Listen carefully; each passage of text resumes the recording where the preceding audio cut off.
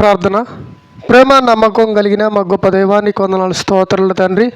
గడిచిన దినాలంతట్లోనైనా నిజంగా మమ్మల్ని జ్ఞాపకం చేసుకోండి తండ్రి, కాపాడి మన కన్న తండ్రి. ఈ ఉదయకాల సమయంలోనైనా నీ సన్నిధానంలో కూడుకొని నా తండ్రి నీ వాక్యాన్ని వినే భాగ్యాన్ని మా అందరికి ప్రసాదించిన నీకు వందనాలు తండ్రి. ఇదిగో నాయన, నీ పిల్లలు ఇప్పటివరకు పాటలు పాడారు మరి తండ్రి, మరి ప్రార్థన కూడా చేశారు తండ్రి. నీ పిల్లల్ని జ్ఞాపకం చేసుకోండి మరి తండ్రి, వారికి మంచి ఆరోగ్యమును ఆయుష్ను ప్రసాదించండి. ఇదిగో నాయన తండ్రి, నీ వాక్య భాగంలోనికి వెళుతుండగా సమయోచితమైన జ్ఞానాన్ని నాకు దయచేయండి. వింటనే నీ పిల్లలకు వారి యొక్క మనోనేత్రం వెలిగించండి నా తండ్రి. మరి నీ యొక్క వాక్యంలో నా తండ్రి అనేకమైన సంగతులు నాయన మరి మీ కుమారుడైన పరిశుద్ధాత్మ ద్వారాగా మాలో ఉండి మాట్లాడించమని ప్రభువైన యేసుక్రీస్తు నామములో ప్రార్థనకు సమర్పించుకున్నాం తండ్రి, ఆమేన్. కూడి వచ్చిన మీకు ప్రభువైన యేసుక్రీస్తు నామములో నా వందనాలు తెలియజేస్తున్నాను. ప్రియులారా, మరి ఈరోజు కూడా ఒక మంచి మరి పాఠాన్ని మనం ధ్యానం చేసుకుందాం. అందరూ శ్రద్ధగా వినవలసిందిగా ప్రేమపూర్వకంగా ఆహ్వానాన్ని మీకు తెలియజేస్తున్నాను. కడవరి దినాలలో ఆత్మల సిద్ధపాటు ఉన్నదా అని ఒక మంచి పాఠాన్ని క్లుప్తంగా జాగ్రత్తగా మనం విందాం. కడవరి దినాలు అనగా చివరి దినాలు, అవును కదండి. ఎప్పుడు చివరి దినాలు స్టార్ట్ అయినాయి అంటే యేసుక్రీస్తు వారి యొక్క రాకడతోనే కడవరి దినాలు, చివరి దినాలు అంటారు. మరి యేసుక్రీస్తు వచ్చి వెళ్ళిపోయిన ఏమండి దరిదాపు 2000 సంవత్సరాలు అయిపోయింది. యేసు ప్రభువారు ఏమన్నాడంటే, నేను త్వరగా వస్తాను అన్నాడు. త్వరగా అంటే మనం కూడా ఎటైనా బయటికి వెళ్ళినప్పుడు మన ఇంట్లో ఉన్న వాళ్ళు కూడా అడుగుతారు, నువ్వు ఎప్పుడు వస్తావు అంటే నేను త్వరలోనే వస్తాను అంటాం. అంటే మన భాషకి దేవుని యొక్క భాషకి చాలా అర్థం ఉంది. మనం త్వరలోనే వస్తామంటే ఒక్కరోజు కావచ్చు, 2 రోజులు కావచ్చు. కానీ యేసు ప్రభువు వారు ఏమన్నాడంటే, నేను కూడా త్వరలోనే వస్తానన్నాడు. మరి ఆయన దృష్టికి ఒక దినము 1000 సంవత్సరాలు అండు. అంటే ఇప్పుడు యేసు ప్రభువు వారు వచ్చిపోయి ఎన్ని రోజులు అవుతుంది? 2 days, 2 రోజులే దాటింది అంతే. కాబట్టి ఇప్పుడు మన దేవుని వల్లరా దేవుని యొక్క మాటలు అర్థం చేసుకోవడానికి మనం ప్రయత్నం చేయాలి. మరి ఈ కడవరి దినాలలో ఆత్మలను నిజంగా మనం ఎంతవరకు సిద్ధపరచుకోగలుగుతున్నాం అనేది ఆలోచించాలి. ఈరోజు ప్రతి మనిషి దేవుని వాక్యాన్ని ఎంత నేర్చుకున్నా, ఎంత విన్నా, ఎంత ప్రకటన చేస్తున్న వాళ్ళు, సేవకులైన వాళ్ళు కూడా తమ ఆత్మ విషయంలో సిద్ధపాటు అనేది కనబడని విషయం.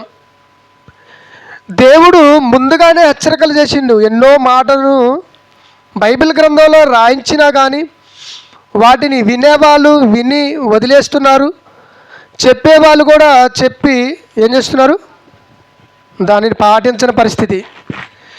ఎందుకనంటే ప్రియమైన దేవుని వలన మనం ఉన్నది కడవరి దినాలు, చివరి దినాలలో. కాబట్టి మన ఆత్మను సిద్ధపరచుకోవడానికి ఎంతగానో ప్రయత్నం చేయాలి. కానీ ఈ ఆత్మను సిద్ధపరచనివ్వకోకుండా సాతానుగాడు తెలివిగా ఏం చేస్తున్నాడంటే మనల్ని ఆటంకపరుచుతున్నాడు. నీకు ఏమి కాదులే, నువ్వు చనిపోతే ఆ పరలోకానికి ఖచ్చితంగా వెళతావు అనే ఒక నమ్మకాన్ని ఏం చేసిందంటే మనుషులలో నిలబెట్టింది. అందుకనే మనుషులలో భయం అనేది లేకుండా పోయింది. అందుకనే అపోస్తలుడైన పౌలు గారు ఏమండి తెస్సలోనికి రాసిన మొదటి పత్రిక 5వ అధ్యాయం 1వ వచనంలో ఏమని రాస్తున్నాడో ఒకసారి మనం చూద్దాం. అపోస్తలుడైన పౌలు గారు తెస్సలోనికి రాసిన మొదటి పత్రిక 5వ అధ్యాయము 1వ వచనం నుంచి ఏమని హెచ్చరిస్తున్నాడు సంఘాన్ని మనం ఆలోచించాలి. సహోదరులారా, ఆ కాలాన్ని గురించి, ఆ సమయాన్ని గురించి మీకు రాయాల్సిన అవసరం లేదు. రాత్రి వేళ దొంగ ఎలాగొచ్చునో అలాగే ప్రభు దినం వచ్చినని మీకు బాగా తెలిసిద్ది అంటున్నాడు. ఆ కాలమును గురించి, ఏ కాలం అది?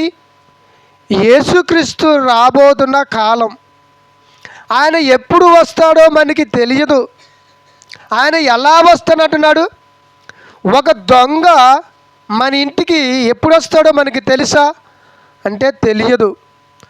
ఏమంటే దొంగతనాలు చూడండి, ఉదయం పూట జరుగుతున్నవి, నైట్ పూట కూడా జరుగుతున్నాయి.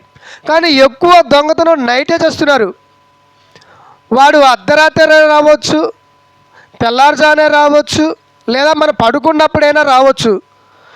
వాడు ఎప్పుడు వస్తాడో మనకి తెలియదు కాబట్టి మనం మెలకుగా ఉండాలి. దానిని యేసుప్రభువు వారు ఒక దొంగని పోల్చి చెబుతున్నాడు. యేసుప్రభువు రాకడ గురించి అపొస్తలుడైన పౌలు గారు ఏమంటున్నాడు? దొంగ రాత్రి వేళ దొంగ ఎలాగ వచ్చునో అలాగనే ప్రభు దినము వచ్చునని మీకు బాగుగా తెలియను. లోకులు నెమ్మదిగా ఉన్నది, భయమేమీ లేకుండా ఉన్నది. చూశానండి, లోకములో బ్రతికే మానవులంతా భయము లేకుండా బతుకుచున్నారు. ఈరోజు నా ఆత్మ చనిపోతే పరలోకానికి వెళ్ళిద్దా అన్న ఆలోచన మనలో కలగాలి.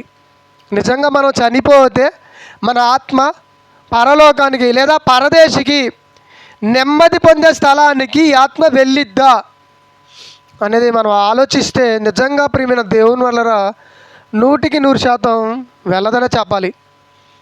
ఎందుకంటే దేవుని యొక్క ఆ యొక్క పరలోకం లేదా దేవుడు ఏర్పాటు చేసిన పరదేశికి వెళ్ళాలంటే ఈ ఆత్మను ఎంతగా సిద్ధపరచుకోవాలి, ఎంత జాగ్రత్త పరుచుకోవాలి అనేది మనం ఆలోచించాలి.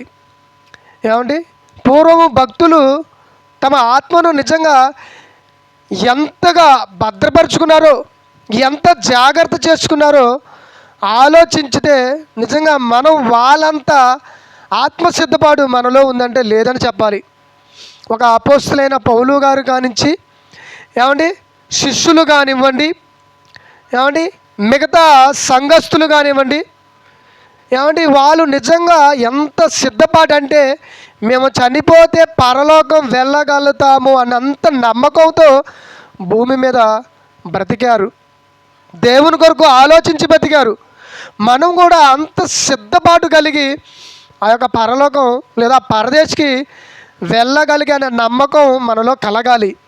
అలా కలగాలంటే మన యొక్క జీవిత విధానాన్ని అంత లోతుగా మార్చుకోవాలి. దేవుని కొరకు మనలో మనకే కలిగితే నేను నిజంగా చచ్చిపోతే పరదేశికి వెళ్ళగలను అనే ఆ నమ్మకం ఎవరిలైతే ఉంటుందో వాళ్ళ యొక్క ఆత్మ నిజంగా దేవునిలో సిద్ధపడి కలిగి ఉంటుంది.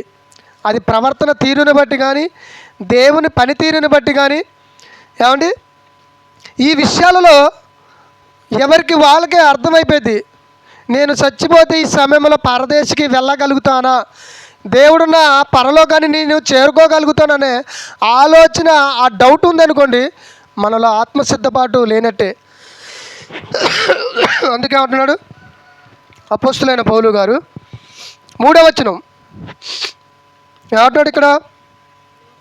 లోకులు నెమ్మదిగా ఉన్నది, భయమేమీ లేదని చెప్పుకొనుచుండగా గర్భిణీ స్త్రీకి ప్రసవన వేదన వచ్చినట్లు వారికి అకస్మాత్తుగా నాశనం తటస్థించును కనుక వారి అంత మాత్రము తప్పించుకోలేరు. ఈరోజు నాశనం తటస్థించుతుంది దేని రూపంలో? యాక్సిడెంట్ రూపంలో.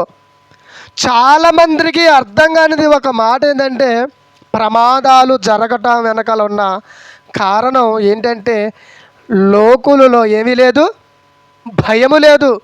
అందుకనే చూడండి, బస్సుల యాక్సిడెంట్లు బాగా జరుగుతున్నాయి, కార్ల యాక్సిడెంట్లు బాగా జరుగుతున్నవి. ఇవి ఎందుకు జరుగుతున్నాయో అని అడుగుతున్నారే కానీ దీనికి గల కారణం ఏంటో అని తెలుసుకోలేకపోతున్నారు. ఏమండి, వయస్సు పిల్లగాళ్ళు ఎందుకు చచ్చిపోవాలి? యవ్వనంలో ఉన్నవాళ్ళు. ఏమండి, ఒక బస్సు ఏమండి ప్రయాణం చేస్తున్న సమయంలో ఎవరో ఒక వ్యక్తి బైక్ నడుపుతున్న సమయంలో ఆ వ్యక్తికి బైకు తగలడం ఏంటి, ఆ బైకు కింద పడటం ఏంటి, ఆ బస్సు ఆ సమయంలో వచ్చి గుద్దుకోవడం ఏంటి, అది మంటలు చెలరేగి మనుషులు మరి కాలిపోవటం ఏంటి, ఏంటి పరిస్థితులు ఎందుకు జరుగుతున్నాయి? కారణం ఎవరైనా ఆలోచించుతున్నారా అంటే ఆలోచించలేకపోతున్నారు. మనుషులలో ఏముంది? భయము లేకుండా ఉంది. అందుకనే చూడండి, ఒకసారి ఇర్మియా గ్రంథంలో ఏం చెబుతున్నాడో ఒకసారి భక్తుడు మనం ఒకసారి ఆలోచిస్తే ఈ మాటను బట్టి మనం ఆశ్చర్యపడిపోతాం. ఇర్మియా గ్రంథము 23వ అధ్యాయము 20వ వచనాన్ని చూద్దాం ఒకసారి. ప్రియమైన దేవుని వాళ్ళారా, ఇర్మియా గ్రంథము క్రీస్తుకు పూర్వము ఈ మాటను ప్రస్తావించుతున్నాడు. జరగబోతున్న ఈ దినాల గురించి ప్రవక్త అయిన ఇర్మియా గారి ద్వారాగా దేవుడు రాయించుతున్న మాట ఇప్పుడు నెరవేర్చబడుతుంది. చూడండి, తన కార్యమును సఫలపరచు వరకు తన హృదయం యొక్క ఆలోచనను నెరవేర్చు వరకు యెహోవా కోపమంట చల్లారదు. అంత్య దినాలలో ఈ సంగతిని మీరు చూశారండి. ఎప్పుడు జరుగుతుంది అంత్య దినాలు అంటే? ఎప్పుడు? ఇదేనండి, ఇప్పుడు జరుగుతున్నవన్నీ అంత్య దినాలు, చివరి దినాలు, కడవరి దినాలు. ఈ దినాలలో దేవుని యొక్క కోపం అంట ఎలా ఉంది? ఒకసారి చదువుని, మళ్ళీ ఒకసారి ఏమంటున్నాడు చదువుదాం. తన కార్యాలంట సఫలపరిచే వరకు, తన కార్యాలు ఏంటి? కార్యాలు తన కోపాన్ని ఏ విధంగా ప్రదర్శించుతున్నాడో మనం అర్థం చేసుకోవాలి. ఈ దినాలలో ఎందుకండి మనిషి ఏమండి నిజంగా ఒక మాట చెప్పాలంటే కుక్క చావు చేస్తున్నాడు అనాలి. ఏమండి బస్సు లారీ నచ్చి గుద్దటం ఏంటి? బస్సు మరి మరి బైక్ గుద్దుకొని ఆ మంటలు చెరలేగటం ఏంటి? కారు దానంతటికి అదే వేగంతో పోవటం ఏంటి? దానంతటికి దాని అదే మంటలు చెలరాగటం ఏంటి? అంటే ప్రియమైన దేవుని వలరా దేవుని కోపం బయలుపడుతుంది. ఎందుకంటే మనుషులలో భయము లేదు, భక్తి లేదు. ఏమండి ఈ ఆత్మలను సిద్ధపరచుకోవాలి, దేవుని కొరకు మారాలి, దేవుని కొరకు ఉన్నతంగా బ్రతకాలన్న ఆలోచన కలగాలనే దేవుడు ఈ విధంగా జరిగిస్తున్నాడేమో. ఏమండి లోకులలోనే దేవుని నమ్మని వారిలోనే భయం లేదనుకుంటే పొరపాటు. దేవుడు నమ్ముకున్న వాళ్ళమని చెప్పుకుంటున్న వాళ్ళు క్రైస్తవులు అనబడుతున్న వారిలో కూడా భయం లేదండి. నిజంగా అలాంటి యాక్సిడెంట్ చూసేనైనా వీడి యొక్క ఆత్మను మార్చుకుంటాడేమో, సిద్ధపరచుకుంటాడేమో, భయపడతాడేమో అని దేవుడు కనబరుస్తుంటే వీళ్ళు చూస్తున్నారే కానీ మారలేని పరిస్థితి. ఏమండి సేవకులను చెప్పుకుంటున్న వాళ్ళు కూడా ఏమండి దేవుని ఆత్మలను అనగా మనుషుల ఆత్మలను సిద్ధపరచవలసింది పోయి ఏమండి యూట్యూబ్లో ఏం చేస్తున్నారు? ఫేమస్ అవ్వడానికి ప్రయత్నం చేస్తున్నారు. ఏమండి ఇప్పుడు మనం ఒక సేవకులుగా ఉన్న నాలాంటి వారు ఏం చేయాలి? ఆత్మలను సిద్ధపరిచే ప్రయత్నం చేయాలి. కానీ యూట్యూబ్లో ఫేమస్ కావాలనో, మనుషులలో పేరు రావాలనో, ఏమండి లేదా మనుషుల ద్వారా ధనాన్ని సమకూర్చుకుందామనో ఇలాంటి ఆలోచన ఉండకూడదు. ఎందుకంటే యేసుప్రభువు వారు ఎప్పుడు వస్తాడో మనకి తెలియదు. ఆయన వచ్చేసరికి ఎలా ఉండాలంటున్నాడు ఒకసారి చూద్దాం. తెస్సలోనికి రాసిన మత్తయి సువార్త 24వ అధ్యాయం 42వ వచనం. యేసుప్రభువు వారు భూమి మీద ఉండగానే ఆయన ఎన్నో జాగ్రత్తలను మనకి తెలియజేశాడు. మత్తయి సువార్త 24వ అధ్యాయము 42వ వచనం చూడండి ఏమంటున్నారు అక్కడ యేసుప్రభువు వారు. కావున ఏ దినమున మీ ప్రభు వచ్చునో మీకు తెలియదు. ఏ దినము ఏ రోజు వస్తాడా? ఈ రోజు వస్తాడా? రేపు వస్తాడా? ఎల్లుండి వస్తాడా? వచ్చే నెల వస్తాడా? మీకు తెలియదు. కాబట్టి మెలకువగా ఉండమన్నాడు. మనకి మెలకువగా ఉందా? మెలకువగా ఉండడం అంటే అలర్ట్గా ఉండటం. ఏమండి ఇప్పుడు ఈ దేశం మీదకి మరొక దేశము ఏమండి యుద్ధం చేస్తున్న సమయంలో వీళ్ళంతా అలర్ట్గా ఉంటేనే ఆ దేశం పైన యుద్ధం చేయగలరు. మన భారతీయులు ఒక పాకిస్తాన్ పైన కానీ లేదా ఒక చైనా మీద కానీ అవునండి ఒక అమెరికా మీద కానీ యుద్ధం చేయాలంటే ఈ యొక్క ఇండియా వాళ్ళు, ఈ భారతదేశం వాళ్ళు అలర్ట్ లేకపోతే వాళ్ళు వేసే అణుబాంబులను ఏమండి మన మీదకి వచ్చి మనం కాలిపోయే పరిస్థితి, పేలిపోయే పరిస్థితి, చనిపోయే పరిస్థితి, ప్రమాదం జరిగే పరిస్థితి. అందుకనే యేసుప్రభు ఏమంటున్నాడంటే, ఏమంటున్నాడు ఇక్కడ, ఉమ్, ఏ జామున దొంగ వచ్చినో ఇంటి యజమానుడికి ఒకవేళ తెలిసి ఉంటే అతడు మెలకుగా ఉండి తన ఇంటికి కన్నాన్ని వెయ్యనీయకోకుండా జాగ్రత్త పడతాడు కదా. చూసారండి, బైబిల్ నిజమైన గ్రంథమా కాదా? దొంగ వస్తే మెలకుగా ఉంటాడు, కానీ వీనికి మెలకు లేదు కాబట్టి దొంగ వచ్చి ఏం చేస్తున్నాడు, దోచుకొని పోతున్నాడు. నువ్వు మెలకుగా ఉన్నావనుకో, వాడు వచ్చే క్షణాన్ని బట్టి నువ్వేం చేస్తావు, పసిగట్టి వాడిని పట్టుకుంటావు. అందుకనే చాలామంది చూడండి, దొంగ వచ్చే సమయానికి వీళ్ళు మెలకుగా ఉండి కాపేసి వాడి రాంగలు ఏం చేస్తున్నారు, పట్టుకుంటున్నారు. అంటే బైబిల్ నిజంగా ఎంత భవిష్యత్తు కలిగిన గ్రంథమో మనుషులకి అర్థం కావట్లేదు. ప్రియమైన దేవుని వలన ఒక దొంగ మన ఇంటికి ఎప్పుడు వస్తాడో మనకి తెలియదు కాబట్టి వాడు వచ్చే సమయానికి కనుక మనం రెడీగా ఉన్నామనుకోండి, ఇంటి యజమానుడు ఏ సమయానికి వస్తాడో ఏ గంటకు వస్తాడో ఏమండి ఆలోచించి ఆ గంటను బట్టి ఆ నిమిషాలు బట్టి మెలకుగా ఉన్నాడు అనుకోండి, ఆ దొంగ రాంగలనే ఇంటి యజమానుడు ఏం చేస్తాడు, పట్టుకోగలుగుతాడు. అలాగనే యేసు ప్రభువారు ఏమండి ఏ జాము వస్తాడో మనకి తెలియదు కదా. తెల్లారుజామున వస్తాడో తెలియదు, అర్ధరాత్రి వస్తాడో తెలియదు, లేదా చీకటి పడే సమయంలో వస్తాడో మనకి తెలియదు. కాబట్టి ఆయన వచ్చే సమయానికి మనం ఎలా ఉండాలి, సిద్ధం కలిగి ఉండాలి. ఆయన రావడంతోనే మన ఆత్మను తీసుకొని తండ్రి దగ్గరికి వెళ్ళేటట్టుగా ఉండాలి. మరి ఆయన వచ్చేసరికి మనం కనుక ఎలా ఉండమంటున్నావు ఒకసారి చూడండి, ఏమంటున్నావు. నెక్స్ట్ చదవండి, 26వ వచనం, 46వ వచనం, 24వ అధ్యాయం మత్తయి సువార్త 46వ వచనం.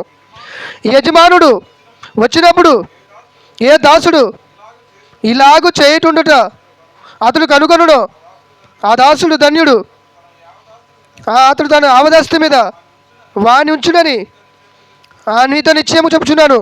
అయితే దుష్టుడైన ఒక దాసుడు నా యజమానుడు ఆలస్యం చేస్తున్నాడు కాబట్టి తన మనసులో అనుకొని తన తోటి దాసులను కొట్టడం మొదలుపెట్టి తాగుబోతులతోనూ ఏమండి తాగుచున్నాడంట. చూశారండి, యేసుక్రీస్తు ప్రభువారు నేను త్వరగా వస్తానని చెప్పి వెళ్ళిపోయి 2000 సంవత్సరాలైంది, ఇక ఆయన రాడులే. ఆయన వచ్చేసరికి విడిచిన సంఘము యొక్క ఆత్మలను సిద్ధపరచవలసిన ఆలోచనను ఏం చేస్తున్నారు, వీళ్ళు కోల్పోతున్నారు. ఏమంటే నిజంగా ఇది కడవరి దినాలు, చివరి దినాలు. ఈ దినాలలో ఆత్మను సిద్ధపరచుకోకపోతే యేసు ప్రభువు రాంగలనే మనమంతా ఏమైపోతాం, మరణించుతాం. మనమంతా మరణించిన సమయంలో మన ఆత్మలన్నిటిని ఎక్కడ తీసుకుపోవాలి, తండ్రి దగ్గరికి, పరలోకానికి తీసుకువెళ్ళాలి. మరి యేసు ప్రభువు ఈ నైటే కలిస్తే పరిస్థితి ఏంటి మంది, మన పరలోకం వెళ్ళలేతమా? నేనైనా కానీ మీరైనా కానీ ఏమండి ఈ భూమి మీద ఉన్న క్రైస్తవులు దేవుని నమ్ముకున్నా అని చెప్పుకుంటున్న వారి ఆత్మలో కానీ పరలోకం వెళ్ళగలుగుతామా అంటే ప్రియమైన దేవుని వలన మనల్ని మనం ఒకసారి పరీక్షించుకోవాలి, మన బ్రతుకులను సరిదిద్దుకోవాలి. ఏమండి మన సంపాదన మనల్ని రక్షించదు. ఏమండి ప్రియమైన దేవుని వలన మన బంధువులు అనుకుంటున్న వాళ్ళు మనల్ని రక్షించలేని పరిస్థితి. ఏమండి మనం చనిపోయినప్పుడు మన బంధువులు మన ఇంటికి వస్తారు, వచ్చి ఏం చేస్తారు, ఎంతసేపు అండి, తొందరగా కానివ్వండి, నాకు ఇంటి దగ్గర పని ఉంది, నేను తొందరగా వెళ్ళాలి, ఈ ఆలోచనే కానీ తప్ప ఏమండి 1-2 రోజులు ఉండి ఆ కుటుంబాన్ని ఓదార్చడం అనే ఆలోచన ఉంటుందా? త్వరగా వచ్చేదే లేటు, మళ్ళీ వచ్చేదేమో లేటు. ఏమండి ఈ కార్యక్రమం ఏం చేస్తారు, తొందరగా కానీ ఎంతసేపు శవాన్ని ఇంటి ముందు పెట్టుకొని ఏడుస్తూ ఉంటారు. ఎంతసేపు అమ్మ ఏడ్చేది, పోయినాడు ఆడ తిరిగి వస్తాడా అని చెప్పి ప్రియమైన దేవుని వల్ల ఏమండి ఆనందంగా స్నానం చేపించి ఆ బట్టలు తొడిగించి ఏమండి పాడిని రెడీ చేసి తీసుకొని వెళ్ళిపోవటం మనం చూస్తున్నాం. ఆ సమాధిలోనికి వెళుతున్న ఆ వ్యక్తి ఎవరైతున్నారో ఆ వ్యక్తితో ఈ బంధువులు వస్తారండి. సమాధి దాకా వస్తారు కానీ సమాధిలోకి ఎవరైనా వస్తారా? బతికున్న వాళ్ళు ఎవరు రారు. ప్రియమైన దేవుని వలన భార్య కూడా సమాధి దాకా వస్తుంది కానీ సమాధిలోకి రాదు. ప్రియమైన దేవుని వలన ఎవరి ఆత్మను వాళ్ళే సిద్ధపరచుకోవాలి. ఏమండి నా ఆత్మను నేను సిద్ధపరచుకోవాలి, మీ ఆత్మను మీరు సిద్ధపరచుకోవాలి. నా భార్య మారలేదుగా, నా తల్లిదండ్రులు మారలేదుగా, నేను కూడా మారిపోతే ఏం కాదులే అని అనుకోవద్దు.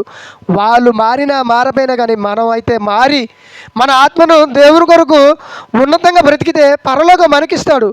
ఎవరు మారితే వారికే పరలోకమే కదప్ప.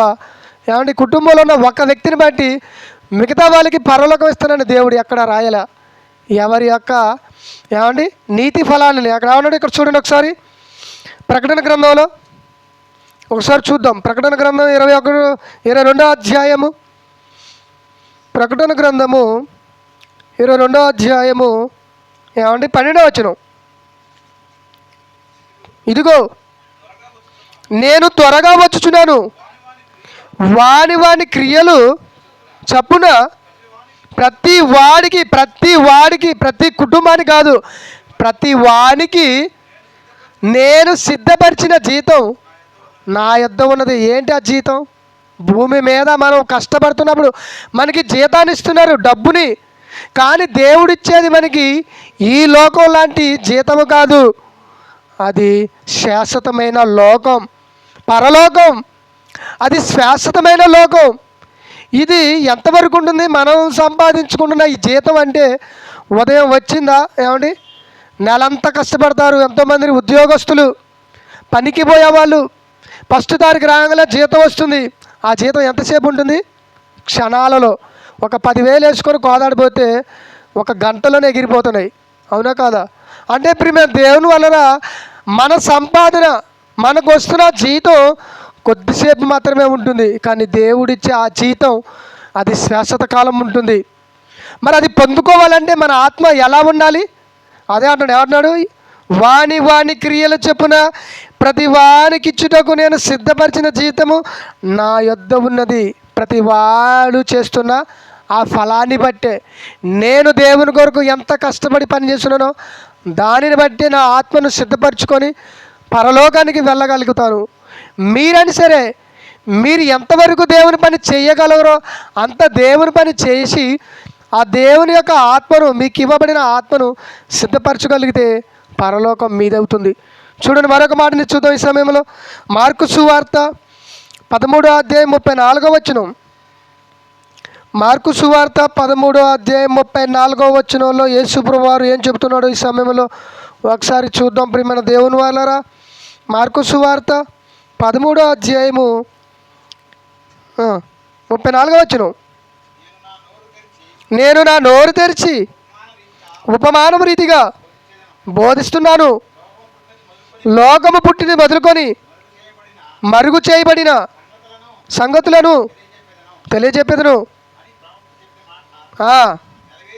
నెరవేరినట్లు. ఏసీ సంగతులను గురించి ఏం చదువుతున్నాం? మార్కు సువార్త 13వ అధ్యాయము, మార్కు సువార్త 13వ అధ్యాయం 32వ వచనం.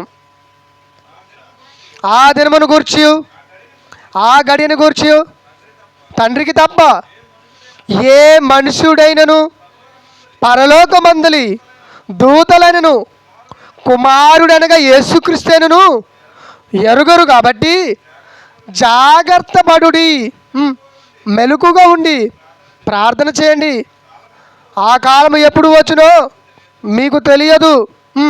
ఒక మనుష్యుడు తన దాసులకు అధికారం ఇచ్చి ప్రతివానికి వాని పని నిమిత్తము మెలకుగా ఉండమని ద్వారపాలకునికి ఆజ్ఞాపించి ఇల్లు విడిచి దేశాంతరం పోయినట్టే ఆ కాలము ఉండును. ఆ ఇంటి యజమానుడు ప్రొద్దుకుంగి వచ్చునో, అర్ధరాత్రి వస్తాడు, కూడి కుయ్యనప్పుడు వచ్చునో, తెల్లవారు ఆయన వచ్చునో, ఎప్పుడు వచ్చునో మీకు తెలియదు.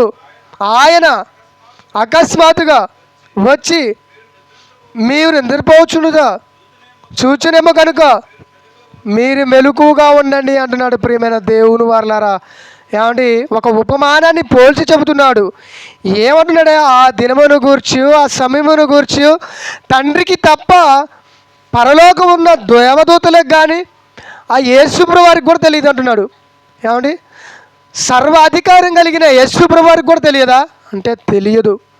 ఆయనకి అధికారం అనుగ్రహించాడే కానీ యేసు ఎప్పుడు వచ్చేది మాత్రం తెలియదు అంటున్నాడు. అంటే ప్రియమైన దేవుని వల్లరా మనం ఎలా ఉండాలంటున్నాడు? కోడి కూసే సమయంలో వస్తాడా యేసుప్రభువారు? అర్ధరాత్రి వస్తాడా? తెల్లారుజామున వస్తాడో మీకు తెలియదు. మీరు నిద్రలో ఉన్నారంట. నిద్ర అంటే నైట్ పడుకునే దాని గురించి కాదు. యేసుప్రభువారు వస్తాడో రాడులే అని మన ప్రవర్తన అంతటిని దేవునికి నచ్చినట్టుగా మార్చుకోకుండా ఉంటాం చూసినావు, ఆ సమయంలో వస్తాడనమాట. అంటే మెలకువ లేని పరిస్థితి, అలట్టుగా లేకపోవడం, మన ఆత్మను సిద్ధపరచుకోకపోవడం. ఆయన వచ్చేటానికి మనం ఎట్టబడితే బతకొచ్చు. ఆయన వచ్చే 10 నిమిషాలు లేదా ఒక క్షణంలో మన యొక్క ప్రవర్తన సరిదిద్దుకుంటే చాలు పరలోకం వెళ్తామని చాలా మందిలో ఈ యొక్క చెడ్డ ఆలోచన ఉంది. ఏమండి? అందుకనే చూడండి, వారి నోటుకొచ్చినట్టు బూతులు మాట్లాడటం, ఏమండి, అబద్ధాలు ఆడడం, మోసం చేయటం క్రైస్తవులే. ఎందుకయ్యా అంటే చివరి స్థానంలో దొంగ అయితే ఎలాగైతే సెలవులో మారాడో నేను కూడా అలా మారుతాను, అలాగే నాకు దేవుడు పరలోకాన్ని ఇస్తాడు అనుకుంటున్నారు. ఏమండి? దొంగకి ఆ క్షణం వరకే ఆయనకి ఆయుష్ ఉంది, తర్వాతకి మారే అవకాశం లేదు. ఏమండి? మరి మనకి ఎంతవరకు ఆయుష్నిచ్చింది దేవుడు మనకేమైనా తెలుసా? మనకు కూడా తెలియదు. మనం ఎప్పుడు మరణించదో తెలియదు. కాబట్టి మన ఆత్మలను కూడా ఏం చేసుకోవాలి? సిద్ధపరచుకోవాలి. యేసుప్రభువారు ఇప్పుడే వచ్చిందనుకో, ఈ క్షణం ఒకళ్ళు వచ్చిందనుకో, మనమంతా చనిపోయిన తర్వాతకి మన ఆత్మను కూడా దేవుని దగ్గరికి తీసుకొని పోవాలి, పరలోకానికి వెళ్ళాలి. మరి అక్కడ పరలోకానికి నిజంగా మన ఆత్మలు వెళ్ళగలుగుతాయా? దేవుడు నిలబెట్టి మనల్ని క్వశ్చన్ వేసినప్పుడు మనం సమాధానం చెప్పగలుగుతామా? ప్రియమైన దేవుని వల్ల ఆలోచించను. అదే చెబుతున్నాడు. ఏమంటున్నాడు ఇక్కడ? ఒక మనుషుడు తన దాసులకు అధికారం ఇచ్చి ప్రతి వానికి వాని పని నియమించును. ప్రతి వానికి పని నియమించాడు దేవుడు. నాకు పని నియమించాడు, మీకు పని నియమించాడు. మీకు చేతనైనంత పని మీరు చేయగలగాలి, నాకు చేతనైనంత నేను చేయాలి. అందుకని అపోస్తలుడైన పౌలు గారు ఎఫెసీయులకు రాసిన పత్రిక 2వ అధ్యాయం 10వ వచనంలో ఏమంటున్నాడు? అక్కడ చదవండి ఒకసారి. అపోస్తలుడైన పౌలు గారు ఎఫెసీలో ఉన్న పట్టణానికి ఈ ఉత్తరాన్ని రాస్తూ ఒక మాటని చెబుతున్నాడు. 2వ అధ్యాయం 10వ వచనంలో, మరియు వాటి యందు మనము నడుచుకొనవలెనని. 2వ అధ్యాయం 10వ వచనం, ఎఫెసీయులకు రాసిన పత్రిక అని చెప్పి నేను ఎఫెసీయులకు రాసిన పత్రిక 2వ అధ్యాయం 10వ వచనం, మరియు వాటి యందు మనము నడుచుకొనవలెనని దేవుడు ముందుగా సిద్ధపరిచిన సత్క్రియలను చేయుటకై దేవుడు మనల్ని ముందుగా తన కోసము క్రీస్తు యేసునందే సృష్టింపబడిన వారమై ఆయన చేసిన పనివారముగా ఉన్నాము అన్నాడు. అంటే ప్రియమైన దేవుని వలన ఏమంటే అక్కడ అపోస్తలుడైన పౌలు గారు చెప్పిన మాటలే ఇక్కడ యేసుప్రభువు ఆల్రెడీ చెప్పేసిండు. ఏమన్నాడు? ఇది ఇక్కడ కూడా అదే మాటలో ఏమన్నాడు ఇక్కడ? ఒక మనుషునికి తనకు అధికారం అనుగ్రహించి ప్రతి వానికి వాని పనిని నియమించెను. ప్రతి మనిషికి దేవుడు ఏం చేశాడంటే పనిని నియమించాడు. ఆ పనిని కంప్లీట్ చేసుకుంటూ మన ఆత్మలను సిద్ధపరచుకుంటూ మన ఆత్మలు జాగ్రత్త కలిగి భూమి మీద బ్రతుకుతూ ఉంటే యేసుప్రభువారు రావటంతోనే మనం పరలోకం వెళ్ళగలుగుతాం. లేకపోతే ప్రియమైన దేవుని వలన మనం పరలోకం వెళ్ళలేని పరిస్థితి. ఒకసారి చూడండి, లూకా సువార్త 12వ అధ్యాయం 40వ వచనం. లూకా సువార్త 12వ అధ్యాయము 40వ వచనం చూడండి ఒకసారి. మీరు అనుకోనని గడియలో మనిషి కుమారుడు వచ్చును గనుక మీరును సిద్ధముగా ఉండుడని చెప్పాను. సిద్ధముగా ఉండాలి. ఆత్మను ఏం చేయాలి? సిద్ధం చేసుకోవాలి. ఏమన్నాడు? మీరు అనుకోనని గడియలో అంటే మనం ఎప్పుడు వస్తాడో మనకి తెలియదా అంటే తెలియదు. ఏ మనిషికి తెలియదండి. కాబట్టి మనం అనుకోకుండా ఉంటాం. చూసా, యేసుప్రభువారు రాడులే ఇప్పుడు అని అనుకుంటాం చూడ, అప్పుడు ఆయన వస్తాడు. అదే మాట అర్థం చేసుకోండి. ఒకసారి చదవండి. మీరు అనుకోనని గడియలలో మనిషి కుమారుడు వచ్చును గనుక మీరును సిద్ధంగా ఉండాలి, సిద్ధపడాలి. మన ఆత్మను సిద్ధం చేసుకోవాలి. సిద్ధపరచుకోకపోతే యేసుప్రభువారు రావడంతోనే మన ఆత్మను మరి ఎక్కడికి తీసుకువెళ్తాడు? పాతాళానికి తీసుకుపోతాడు, పాతాళానికి పంపిస్తాడు. ఎందుకంటే దేవుని మాటలు ఎన్ని విన్నా కానీ మన ఆత్మను మనం నిజంగా సిద్ధపరచుకోలేకపోతే ప్రియమైన దేవుని వల్ల మనం పరలోకం వెళ్తామా? ఎన్నో మాటలు వింటున్నాం కదా మనం. ఏమండి, ప్రియమైన దేవుని వల్ల దేవునిలోకి వచ్చిన కానించి, బాప్తిసం తీసుకున్న కానించి మనం మరణించేంత వరకు కూడా కొన్ని వేల ప్రసంగాలు వింటున్నా కానీ మన ఆత్మను ఒక్కొక్కసారి సిద్ధపడలేని పరిస్థితి. మన ఆత్మ సిద్ధపరచుకోవాలి, మెలకుగా ఉండాలి. యేసుప్రభువు ఈ క్షణం వస్తాడేమో, నిజంగా నా ప్రవర్తన కరెక్ట్గా ఉందా, నేను నిజంగా నీతిగా బ్రతకగలుగుతున్నానా, నేను నిజంగా దేవుడి పని చేయగలుగుతున్నానా, దేవుడి మాటలు వినగలుగుతున్నా లేదా అనేది మనం ఆలోచించకపోతే యేసుప్రభువు రావడంతోనే మన పరిస్థితి తారుమారైపోయింది. ఏమండి, కడవరి దినాలు ఇవి, చివరి దినాలు. ఇంకో విషయం చెప్పినా, మన జీవితంలో కూడా చివరి దినాలు మరి ఎప్పుడు వస్తాయో మనకి తెలియదండి. చివరి దినం అనగా మరణం యొక్క ముగింపు. ఏమండి, ఒక వ్యక్తికి ఏమండి ఒక ఫీవర్ వచ్చింది అనుకోండి, ఆ వ్యక్తిని తీసుకుపోయి హాస్పిటల్లో జాయిన్ చేస్తే అతను ఎన్నో టెస్టులు చేసి ఇతనికి ఒక భయంకరమైన రోగం వచ్చింది, ఇతడు ఒక 10 రోజుల కంటే ఎక్కువ బతకడంటే అప్పుడు మనం ఎలా ఆలోచిస్తాం చెప్పండి? ప్రియమైన దేవుని వల్ల ఎలాగైనా నేను బ్రతకాలి, ఎలాగైనా నేను నా పిల్లల కోసమైనా నేను బ్రతకాలి, నా యొక్క దేహాన్ని నేను ఏమండి కాపాడుకోవాలని అనుకుంటారా లేదా? ప్రియమైన దేవుని వల్ల అలాగనే మనం ఈ చివరి దినంలో ఉన్నాము, మరణానికి దగ్గరలో ఉన్నాము. మనకి మరణం సంభవించిందా క్షణంలోనే మనం ఎక్కడికి వెళ్ళిపోతాము? ప్రియమైన దేవుని వల్ల పాతాళ లోకానికి వెళ్ళిపోయే పరిస్థితి. కాబట్టి ప్రియమైన దేవుని వల్ల మన ఆత్మలను ఏం చేసుకోవాలి? సిద్ధపరచుకోవాలి. అదే చెబుతున్నాడు యేసుప్రభువు. మరొక మాటను చూద్దాం. లూకా సువార్త 21:34 చివరిగా చూసుకొని ముగించుకుందాం ఈ సమయంలో. లూకా సువార్త 21:34 మీ హృదయములను ఒకవేళ తిండి వలనను మత్తు వలనను ఐకిక విచారణ వలనను మందము చేసుకొని ఉంటే ఆ దినమును అకస్మాత్తుగా మీ మీదకి ఉరి వచ్చినట్లు రాకుండా మీ విషయమై జాగ్రత్తగా ఉండుడి. ఆ దినము భూమి అందంతటా నివసించే వారందరి మీదకి అకస్మాత్తుగా వచ్చును. కాబట్టి మీరు జరగబోవు వీటి ఎల్లను తప్పించుకొని మనిషి కుమారుని ఎదుట నిలబడుటకు శక్తివారగునట్లు ఎల్లప్పుడూ ప్రార్థన చేయుచు మెలకుగా ఉండమని చెప్పాను. చూశారా ప్రియమైన దేవుని వల్లరా యేసుప్రభువు ఎంత జాగ్రత్త చెబుతున్నాడో మనం ఆలోచించి మన హృదయాలను ఏం చేసుకోవాలి? మన ఆత్మలను సిద్ధపరచుకోవాలి. మీ హృదయం ఒకవేళ తిండి కోసమే బతికేవాళ్ళు, పని కోసమే బతికేవాళ్ళు, దేవుడి మాటలు ఎన్ని విన్నా కానీ తిండి తిండి తిండి. ఏమండి, ఒకప్పుడు ఇశ్రాయేలీయులు కూడా తిండి గురించే ఆలోచించారండి. అందుకనే ఆ తిండి తిండి తిండి వల్లనే వాళ్ళు ఏమైపోయారు? నాశనం అయిపోయారు. అరణ్యంలో కాల్చేశాడు దేవుడే. ఈరోజు చూడండి, సంపాదనే ఈ ఆలోచన బతుకుతున్నారు కాబట్టి మనుషులలో. అందుకనే ఈ భయంకరమైన ప్రమాదాలు మరి ప్రవేశిస్తున్నాయి. చూడండి, ఈ చలికాలంలో ఏమండి ఈ యొక్క వాతావరణం లేదా ఈ యొక్క ప్రకృతి మారిపోయి కనబడుతుంది. ఎండలు విపరీతంగా కొట్టడం, ఎన్నో పెను ప్రమాదాలు జరగటం, వర్షాలు పడటం, ఏమండి పంటలు నష్టం కావటం. వీటన్నిటికి గల కారణం ఏంటంటే లోకంలో ఉన్న మనుషులకు ఏమీ లేదు, భయము లేదు. అదే చెబుతున్నాడు. ఏమన్నాడు? ఆ దినము అకస్మాత్తుగా మీ మీదకి ఉరి వచ్చినట్టు. చూడండి, ఉరి రావటం అంటే చావండి. సడన్గా వస్తుంది చావు. ఏమండి, బస్సులో యాక్సిడెంట్ సడన్గా జరుగుతున్నాయి. ఎందుకు జరుగుతున్నాయి? ప్రియమైన దేవుని వల్ల యేసుప్రభువు వారు చెప్పిన ఈ మాట నెరవేరుతుంది, అక్షరాలుగా నెరవేరుతుంది. మనం ఆలోచించాలి. మన మీద కూడా ఉరి వచ్చినట్టుగా అకస్మాత్తుగా మరణం వస్తే మన పరిస్థితి ఏంటి? ఒకసారి ఆలోచించాలి. ప్రియమైన దేవుని వల్ల కారు యాక్సిడెంట్లు కానీ, బస్సు యాక్సిడెంట్లు కానీ, లారీల యాక్సిడెంట్లు కానీ, విమానాలు కూడా కాలిపోవడం గల కారణం ఏంటంటే మనుషులలో భయము లేదు. అకస్మాత్తుగా సడన్గా వస్తుంది ఆ యొక్క ఉరి వచ్చినట్టు మరణం. వెంటనే ఏమైపోతున్నారు మనుషులు? మరణించి ఈ లోకాన్ని విడిచి వెళ్ళిపోతున్నారు. ఎవరికైనా భయం కలుగుతుందా?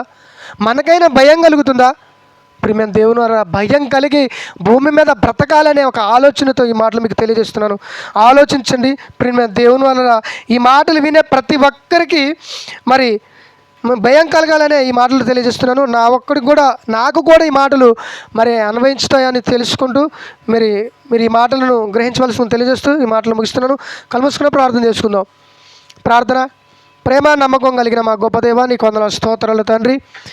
ఇదిగో నాయన, ఇప్పటి వరకు నీ పిల్లలకు కొన్ని మాటలు తెలియజేసిన తండ్రి, నిజంగా నా తండ్రి, అయా తండ్రి, మరణం అనేది నాయన ఊరి వచ్చినట్లు మా మీదకి అకస్మాత్తుగా ఏ టైంలో వస్తుందో మాకు తెలియదు నాయన తండ్రి. ఏ క్షణం ఏమి జరిగినో తెలియని పరిస్థితిలో బ్రతుకుతున్నాము నాయన. మా ఆత్మను సిద్ధపరచుకునే భాగ్యాన్ని మాకు ప్రసాదించండి. నిజంగా నా తండ్రి, ఈ మాటలు నాయన తండ్రి నీ పిల్లలను మనసు నొప్పించాలని కాదు నాయన. నా తండ్రి, ఈ మాటలు మీరు ఎప్పుడో రాయించాడు తండ్రి. నీకు వందనాలు తండ్రి. నిజంగా మా ఆత్మను తండ్రి ఆర్పే పరిస్థితిలో ఉన్నామో, సిద్ధపరచుకునే పరిస్థితిలో ఉన్నామో, మమ్మల్ని మేము పరీక్షించుకొని నీ కుమారుడు ఏ క్షణంలో వస్తాడో తెలియదు కాబట్టి మేము భూమి మీద భయము కలిగి భక్తి కలిగి మీ కొరకు ఉన్నతంగా భద్రులకు సహాయాన్ని తెచ్చండి. అలాగే నా తండ్రి, నీ కుమారుడైన యేసుక్రీస్తు వారి యొక్క శరీరంలో రక్తంలోనూ పాలు పంచుతుండగా తోడుగా ఉండమని ప్రభువైన యేసుక్రీస్తు నామములో ప్రార్థనకు సమర్పించుకున్నాం తండ్రి. ఆమేన్.